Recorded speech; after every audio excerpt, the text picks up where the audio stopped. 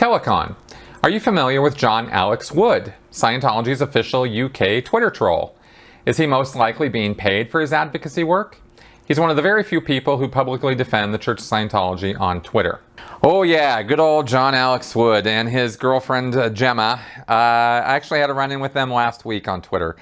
Not common, because I'm on Twitter, but I don't generally go in their direction or try to engage. And at this point, I've blocked them from my channel. They can't see what I'm doing on Twitter, my Twitter channel or my Twitter feed anymore, because they kind of came. You know, Gemma was taking some swipes at me because I engaged with somebody that they're connected with last week. This woman Kayla, trying to, you know, just sort of do what I've mentioned in past videos of plant some seeds, throw some things in her direction. And there was this great article on Tony Ortega's blog last week to do that with about how Scientology is being funded by Big Pharma. And a great article. And I immediately tweeted it out to this woman, Kayla. And then we, you know, shenanigans ensued. And then behind the scenes, I think John and Gemma got on and started coaching her, because I was starting to make an inroad to her thinking, and then it kind of all went south, and she just kind of went, you know, bleh. And I think that was because of their influence. And I called out Gemma on Twitter for, you know, taking advantage of that woman that way, because it was really, really pretty gross, you know, that they do that. So anyway, you can check out my Twitter feed for that whole thing. But as far as John Alex Wood goes, I've never met the guy. I don't know him. I'd barely recognize him in real life, you know, if I were to meet him. And I don't particularly think I would like the guy, of course.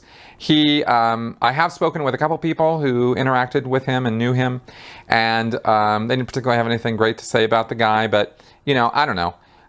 Is he being paid to do that work? I don't know.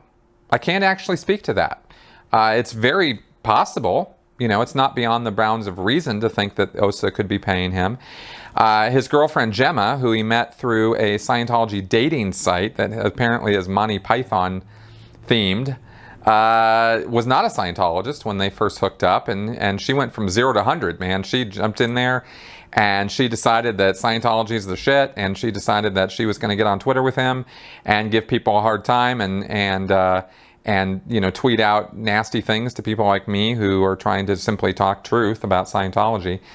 And, you know, so it all just becomes sort of this big bait fest on Twitter. And it's, you know, Twitter is already the sort of the sewer of the internet in so many ways. So it's not hard for them it's sort of natural, really, for them to find a home there, John and Gemma, you know.